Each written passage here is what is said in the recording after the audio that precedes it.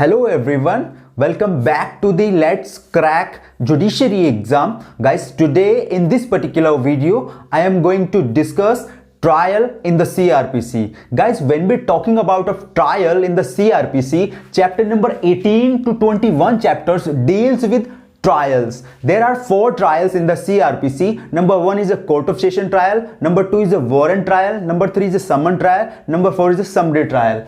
Guys, in this video I am going to discuss a trial before a court of session. Okay, so जब हम criminal cases की बात करते हैं, all criminal cases, there are 2 type of criminal cases होते हैं. Warrant cases होते हैं, समन केसेस होते हैं. Warrant cases are those cases which have a punishment more than 2 year. जिन ऑफेंसेस की पनिशमेंट, जिन केसेस के अंदर 2 साल से ज्यादा का पनिशमेंट होता है, those are the warrant cases होते हैं. ठीक है, 2 साल से ज्यादा का पनिशमेंट हो गया, 10 साल, 5 साल, लाइफ इंप्रिजनमेंट, डेथ. ठीक है, और दूसरे होते हैं समन केसेस. समन केसेस वो होते हैं जिनके अंदर 2 साल तक का पनिशमेंट होता है या 2 साल से नीचे का पनिशमेंट होता है. सो वारंट केसेस को कौन ट्रायल करता है? Who can be trial warrant cases? Warrant cases को जो ट्रायल करता है वो honourable court of session trial करते हैं उन केसेस का, और मजिस्ट्रेट ट्रायल होता है. ऑनरेबल कोर्ट ऑफ सेशन का जो ट्रायल है वो 225 टू 237 सेक्शंस तक है, और मजिस्ट्रेट जो ट्रायल करते हैं वो 238 से 250 तक है. ठीक है, सो जो ट्रायल है, what do you understand by the trial? आप क्या समझते हैं ट्रायल से? Trial it is a procedure where guilt of the accuse has to be establish. एक प्रोसीजर है ट्रायल जहां पे एक्यूज के गिल्ट को एस्टैब्लिश किया जाता है बाय द एविडेंसेस के थ्रू. एविडेंस देके हम एक्यूज के गिल्ट को प्रूव करते हैं. So that is a trial. ठीक है, तो जब हम गाइस एक केसेस को देखते हैं कैसे honourable court of session trial करते हैं, तो केसेस कैसे एंटर करते हैं honourable court of session court की, दिस इज द क्वेश्चन जो आपको आज समझना है इस वीडियो के अंदर. कैसे एक जो केसेस होता है डायरेक्टली नहीं जाता है honourable court of session court में, तो वो कौन करता है? ऑनरेबल मजिस्ट्रेट साहब उसको कमिट करते हैं 209 सेक्शन के अंदर, जो आज हमको समझना है. ठीक है, स्टार्टिंग से हम समझेंगे. देखो, जनरल रूल क्या कहता है कि honourable court of session does not take the cognizance of any offence. वो नहीं लेंगे कभी. 193 जो सेक्शन है सीआरपीसी का, वो क्लियरली सेट कर बात करता है कि जो ऑनरेबल कोर्ट ऑफ सेशन है वो किसी भी ऑफेंस का कॉग्निजेंस नहीं लेंगे. ठीक है, but there are some exception जहां पे honourable court of session cognizance ले सकते हैं. सेक्शन 199 का सब सेक्शन 2 जहां पे बात की गई है कि अगर कोई डेफेमेशन का मैटर है ऑनरेबल प्रेसिडेंट साहब का या गवर्नर साहब का, तो वहां पे honourable court of session cognizance ले सकते हैं. या फिर कोई स्पेशल एक्ट से कोई रूल गवर्न हो रहा है, या स्पेशल एक्ट का कोई ऑफेंस है जैसे एनडीपीएस का है, तो वहां पे वो honourable court of session cognizance ले सकते हैं. और जो SC/SC एक्ट का जो भी कोई मैटर होगा वहां पे मजिस्ट्रेट उनका कॉग्निजेंस लेंगे, लेकिन वो ट्रायल कौन करेगा? कोर्ट ऑफ सेशन ट्रायल करेगा. सो जनरल रूल क्या कहता है कि जो कोर्ट ऑफ सेशन है does not take the cognizance of offence. ठीक है, तो जो हमको अब समझना है कैसे एक केस है, कोई वारंट केस है, वो कैसे ऑनरेबल कोर्ट ऑफ सेशन की कोर्ट के अंदर वो एंटर करता है, उसको आप समझेंगे. ठीक है, सो 209 सेक्शन है सीआरपीसी का जिसके अंदर कमिटमेंट करता है मजिस्ट्रेट किसको? ऑनरेबल कोर्ट ऑफ सेशन को. ये exclusively tribal bye session court है. ठीक है, उसको आप समझेंगे. तो एक प्रोसीजर है जो स्टार्टिंग से हम बात करेंगे, एक प्रोसीजर कैसे चलता है एक ऑफेंस का. ठीक है, सो सबसे पहले गाइज एक ऑफेंस कमिट हो गया. स्टार्टिंग से हम बात करेंगे. एक ऑफेंस कमिट हुआ, कॉग्निजेबल ऑफेंस है, हमने एफआईआर लॉन्च करी. 154 सेक्शन के अंदर एफआईआर लॉन्च हुई. ठीक है, 154 सेक्शन में जब एफआईआर लॉन्च होगी तो पुलिस ने इन्वेस्टिगेट किया. 157 में ऑन द स्पॉट गई पुलिस ने, उस सारी चीजों को देखा और एविडेंसेस कलेक्ट किए. ठीक है, पुलिस ने पूरा एविडेंस 161 का जो स्टेटमेंट रिकॉर्ड किया, 162 का स्टेटमेंट रिकॉर्ड किया.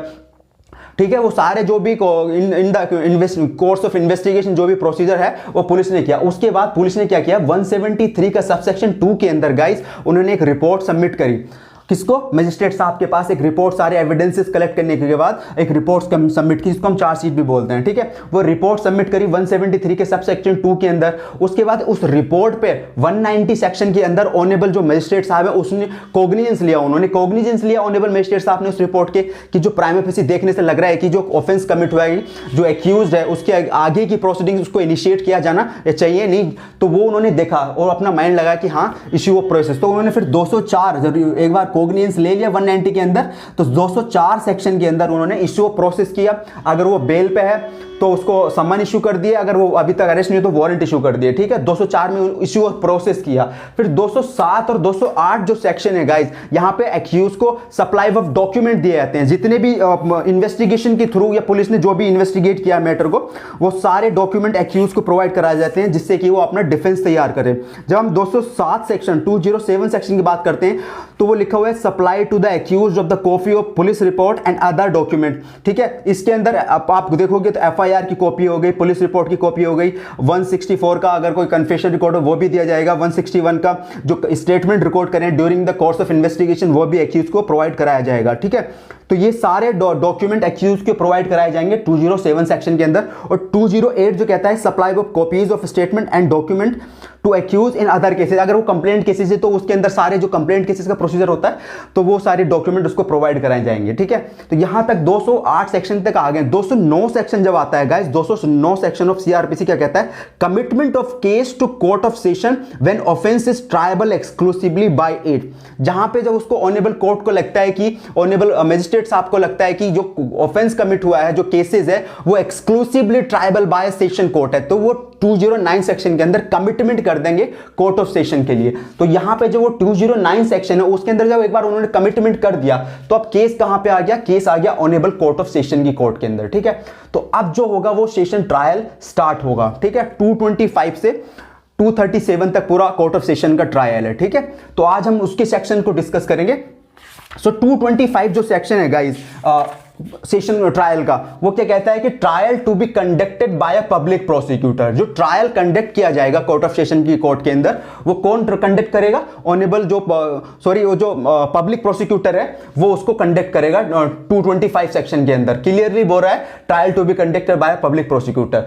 ठीक है, जब 226 सेक्शन की हम बात करते हैं ओपनिंग केस फॉर प्रोसिक्यूशन, तो वो जो पब्लिक प्रोसिक्यूटर है वो केस को ओपन करेंगे, बताएंगे कोर्ट ऑफ सेशन को कि ये चार्जेस हैं हम, ठीक है, और ये हमारे पास एविडेंस ज्यादा डिटेल में बताएंगे, तो डिस्क्राइब करेंगे सारे चार्जेस को, ये एलिगेशन है, वो सारे डॉक्यूमेंट जो भी ऑनरेबल कोर्ट ऑफ सेशन को दिए गए हैं, पब्लिक प्रोसिक्यूटर और एविडेंस चार्जशीट सब कुछ वो दे दिया जाता है उसके अंदर। सो उन सारी चीजों को देखेंगे कि ये चार्जेस हैं इस एक्यूज के ऊपर और हमारे पास ये एविडेंसेस हैं। डिटेल में बताने की जरूरत नहीं है, उन्होंने बता दिया एविडेंसेस है। उसको देखने के बाद जो रिपोर्ट उन्होंने जितने भी डॉक्यूमेंट एक्यूज के बारे में पब्लिक प्रोसिक्यूटर ने कोर्ट ऑफ सेशन को बताया और उनको सारी चीजों को उन्होंने देखा कोर्ट ऑफ सेशन ने, उसके बाद उन्हें लगता है कि कुछ ग्राउंड नहीं बन रहा है कि एक्यूज ने ऑफेंस कमिट किया है, नहीं लग रहा है कि कोई सफिशिएंट ग्राउंड है, तो वहां से 227 सेक्शन के अंदर उन्हें लग रहा होगा ऑनरेबल कोर्ट ऑफ सेशन को कुछ ग्राउंड नहीं बन रहा ऑफेंस का फर्दर प्रोसीडिंग्स को इनिशिएट करने का, तो देन 227 के अंदर उस एक्यूज को वो डिस्चार्ज कर देंगे। ठीक है, डिस्चार्ज कर देंगे अगर उन्हें लग रहा होगा there is a sufficient ground. जो 226 के अंदर उन्हें रिपोर्ट जो पढ़ी, जो भी केसेस पब्लिक प्रोसिक्यूटर ने उनको बताया, उस सारी चीज़ों को रिपोर्ट को देखने के बाद, चार्जशीट समझने के बाद उनको लगता है कि हाँ ग्राउंड बन रहा है, कि सफिशिएंट ग्राउंड है फर्दर प्रोसीडिंग को इनिशिएट करने के लिए, तो 227 में डिस्चार्ज ना करके फ्रेमिंग ऑफ चार्ज करेंगे 228 सेक्शन के अंदर। जब गाइज हम फ्रेमिंग ऑफ चार्ज की बात करते हैं 228 के सेक्शन के अंदर, तो framing of charge if after such consideration and hearing of foresight, सारे फैक्ट्स को कंसीडर करने के बाद, सारे रिपोर्ट्स को जो भी पब्लिक प्रोसिक्यूटर ने ऑनरेबल कोर्ट ऑफ सेशन को बताया, तो उन सब चीजों को कंसीडर करने के बाद हियरिंग एज फोरसाइट द जज is the opinion that there is a ground for presuming that the accuse has committed. यहां पे देखो प्रिज्यूम कर रहे हैं, प्रिजम्पटिव एविडेंसेस है कि वो प्रिज्यूम कर रहे हैं that the accuse has committed offence. ठीक है, 228 में वो कर रहे हैं कि एक्यूज को तुमने ये ऑफेंस किया है। उसके बाद वहां पे उससे वेदर प्लीड उसको पूछा जाएगा कि तुमने ऑफेंस किया है, लग रहा है स्टार्टिंग से कि जो रिपोर्ट्स हैं वो तुम्हारे अगेंस्ट सब कुछ बता रही हैं, तो वो फ्रेम ऑफ चार्ज कर देंगे। उसके ऊपर जो चार्ज के एलिगेशन जो भी है उनको बताया जाएगा तुम्हारे ऊपर ये ऑफेंस के चार्जेस हो रहे हैं। ठीक है, तो उसके बाद 229 में conviction on plea of guilty, उसको पूछा जाएगा कि whether you plead a guilty or not, तुमने ऑफेंस किया है। अगर वो नहीं बोलता कि नहीं, कि मैंने ये ऑफेंस नहीं किया, वो मना कर रहा है एक्यूज। ठीक है, यहाँ पे फ्रेमिंग ऑफ चार्ज होने के बाद उन्होंने उसको साथ साथ क्वेश्चन भी पूछा कि whether you are plead a guilty or not, तुम प्लीड करते हो कि तुमने ऑफेंस कमिट किया है नहीं। अगर वो बोलता है कि हाँ मैं प्लीड करता हूं कि मैंने ये ऑफेंस कमिट किया है, तो कन्विक्शन हो जाएगा उसका। फिर अगर वो यहाँ पे रिफ्यूज करता है और बोलता है ही क्लेम टू बी ट्राइड, ठीक है, जो 229 सेक्शन है guys, conviction on plea of guilty, if the accused pleads guilty the judge shall record the plea and may is his discretion convict him or thereon। उसका honourable court का यहाँ पे डिस्क्रिएशन है, वो उसकी जो प्ली है वो एक्सेप्ट भी कर सकता है और रिफ्यूज भी कर सकता है। सो जब हम यहाँ पे उसने प्ली ऑफ गिल्टी एक्सेप्ट नहीं किया, ठीक है, ही क्लेम फॉर द ट्रायल 230 के अंदर जब हम सेक्शन देखते हैं 230 डेट फॉर प्रोसिक्यूशन एविडेंसेस, तो जहाँ पे जब उसने प्लीड गिल्टी नहीं किया, अपना जो ऑफेंस है वो बोलता है मैंने कमिट नहीं किया है, तो यहाँ पे जब क्या होगा गाइस, आगे की जो फर्दर प्रोसीडिंग्स है इनिशिएट कर दी जाएंगी। तो वो कहता है कि मैं ट्रायल चाहता हूं, तो एक ट्रायल के लिए फिर वो एक 230 सेक्शन के अंदर डेट फॉर प्रोसिक्यूशन को फिक्स कर दिया जाएगा। जो 230 सेक्शन है guys, if the accused refuse to plead or does not plead or claim to be tried, वो प्लीड नहीं करता है कि मैंने ऑफेंस कमिट किया है, और क्लेम टू बी ट्राइड और is not convicted under section, previous section में 229 में वो कन्विक्ट नहीं किया गया है, द जज shall fix a date for the examination of witness and may on the application of the prosecution issue and process and compelling the attendance of any witnesses, the production of any document or other thing. तो यहां पे एक date fix कर देगा, ठीक है, certain date को वहां पे क्या होगा, एग्जामिनेशन ऑफ विटनेस किया जाएगा, सारे विटनेसेस को एग्जामिन किए जाएंगे, अगर कोई डॉक्यूमेंट है तो उसको प्रोड्यूस करने के लिए बोला जाएगा, ठीक है। 230 के अंदर एक डेट फिक्स कर दी। फिर 231 सेक्शन के अंदर एविडेंस फॉर प्रोसिक्यूशन, यहां पे आप देखोगे evidence for prosecution on the date so fix, जो डेट फिक्स करी गई थी पिछले 230 सेक्शन में एग्जामिनेशन ऑफ विटनेस के लिए, प्रोड्यूस ऑफ डॉक्यूमेंट के लिए, तो जज shall proceed to take all such evidences as may be produce in support of prosecution. तो सारे एविडेंसेस लिए जाएंगे किसके फेवर में, जो प्रोसिक्यूशन के सपोर्ट में एविडेंसेस लिए जाएंगे। यहां पे देखो सारे एविडेंसेस लिए गए, आर्गुमेंट हुआ, प्रोसिक्यूशन, एग्जामिनेशन ऑफ विटनेसेस हुआ, जज परमिशन करता है तो वहां पे क्रॉस किया जाएगा उन विटनेसेस को, ठीक है। फिर 238 जो इसका सबसेक्शन है 231 का सबसेक्शन 2, वो क्या कहता है, जज may in his description permit the cross examination of any witness to be deferred until any other witnesses or witnesses have been examined to recall any witnesses. अगर कोई विटनेस पहले भी एग्जामिन हो चुका है तो उसको दोबारा रिकॉल कर सकते हैं और क्रॉस कर सकते हैं विटनेस को, ठीक है। 230 यहां पे जब 231 में एविडेंस फॉर प्रोसिक्यूशन सपोर्ट में एविडेंस लाया गया, यहां पे सबको सुना गया, एविडेंसेस लिए गए, आर्गुमेंट हुआ, क्रॉस किया गया 231 सेक्शन के अंदर। 232 सेक्शन के अंदर जो जितना भी सारा procedure after considering the all the evidences, honourable court को लगता है कि कुछ ग्राउंड नहीं बन रहा है, ठीक है, if after taking the evidences for the prosecution examine the accused and hearing for the prosecution and defence on the point, the जज consider that there is no evidence that accused has committed of the offence. तो यहां पे सारे evidences देखने के बाद honourable court of session को लगता है कि एक्यूज ने ऑफेंस नहीं किया गया है, तो वहां से उसको क्या कर देगा, वो एक्विटल कर देगा, ठीक है। सारे उसने एविडेंसेस ले लिए 231 सेक्शन के अंदर को, विटनेस को एग्जामिन कर लिया। तो जब हम एविडेंसेस लेते हैं प्रीवियस सेक्शन के अंदर, तो गाइस हम एविडेंस के रूल को भी फॉलो करते हैं, ठीक है। एविडेंस के कौन कौन से रूल हो गए, जो सर 273 सेक्शन की जो अभी एविडेंसेस लिए जाएंगे वो एक्यूज की प्रेजेंट में लिए जाएंगे। 276 है जहां पे कि वो किस फॉर्म में ले जाएंगे, नैरेटिव फॉर्म में होंगे या क्वेश्चन आंसर फॉर्म में होंगे, ठीक है। 278 सेक्शन है, 279 है, ये these sections you have to be follow, honourable court को ये फॉलो करने ही पड़ेंगे कि एविडेंस के रूल हैं। और जब एक बार आफ्टर टेकिंग या आफ्टर जो प्रोसिक्यूशन एविडेंस जो प्रोसिक्यूशन ने रखे उसको लेने के बाद एक सेक्शन है 313 सेक्शन सीआरपीसी का, बहुत इंपॉर्टेंट सेक्शन है गाइस। ये एक सेक्शन है जिसके अंदर ऑनरेबल कोर्ट और एक्यूज के बीच एक डायरेक्ट डायलॉग होता है, मतलब एक दूसरे से बात करते हैं और एग्जामिन करते हैं। ऑनरेबल कोर्ट ऑफ सेशन उस एक्यूज को डायरेक्ट एग्जामिन करते हैं 313 के अंदर। 313 सेक्शन इज वेरी इंपॉर्टेंट, ठीक है। तो यहां पे जब उन्होंने सारे एविडेंस, सारी प्रोसीजर देख लिया, एविडेंस के रूल फॉलो कर लिया, 313 का भी उन्होंने एग्जामिन कर लिया, अगर उनको लगता है कि ग्राउंड नहीं बन रहे हैं तो वहां से उसको वो क्या कर देंगे, 332 के अंदर एक्विटल कर देंगे, ठीक है। अब 332 के अंदर एक्विटल नहीं हुआ है, that entering upon defences that where the accuse is not acquitted, previous section में यहां पे 235 में अगर वो एक्विटेड नहीं हुआ है, देन फिर 233 सेक्शन के अंदर क्या बोलता है कि where the accuse is not acquitted under section 232 he shall be called upon enter through defence. तो यहां पे क्यों एक्यूज होगा वो डिफेंस के लिए एंटर करेगा और डिफेंस में फिर वो अपने लिए एविडेंसेस रखेगा, any evidence may be have to support there. तो अपने बचाव में वो क्या होगा, यहां पे 233 में जो एक्यूज्ड है वो अपने डिफेंसेस के लिए अपने एविडेंसेस देगा, ठीक है।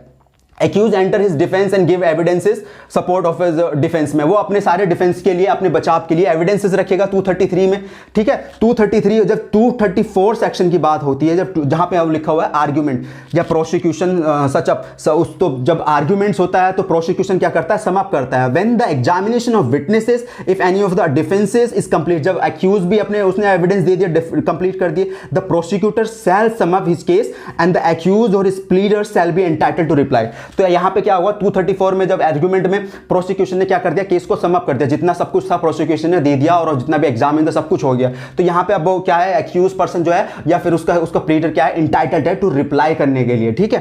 तो यहां पे जब 234 का यह आर्गुमेंट हो गया, फाइनल सम अप कर दिया केस, उसके बाद जब 235 में 235 सेक्शन कहता है judgment of acquittal or conviction. तो जजमेंट आएगा। फिर आप जब पूरा सब कुछ सुन, after hearing arguments and points of law the जज shall give a judgment in the case. तो यहां पे जजमेंट किसका आएगा? जजमेंट या तो वो एक्विटल का होगा या फिर होगा कन्विक्शन का। तो सब सेक्शन 2 जो कहता है 235 सेक्शन के sub section 2, if the accuse is convicted the जज shall unless the proceeds in accordance with the provision of section 360 का जो प्रोविजन एंड ऑफेंडर वाला एक्ट है उसको वो भी पूछा जाएगा। ठीक है, कि फर्स्ट टाइम ऑफेंडर किया है, कैसे है, मतलब उसका प्रीवियस नेचर कैसा था, वो फर्स्ट टाइम ऑफेंडर है, फर्स्ट टाइम उसने ऑफेंस कमिट किया है, वो सारी चीजें कंसीडर करता है। 360 का भी उसको पूछा जाएगा, 360 का जो बेनिफिट होता है प्रोविजन एंड ऑफेंडर एक्ट के थ्रू। तो here the accuse on the question of sentence and the pass sentence for him according to law. उसके बाद क्या करेगा वो 360 का अगर लग रहा होगा तो वो देगा, नहीं तो फिर क्या करेगा वो उसको या तो जो भी जजमेंट है वो रिकॉर्ड कर देगा, और जो जजमेंट होगा वो एक्विटल का होगा या कन्विक्शन का होगा।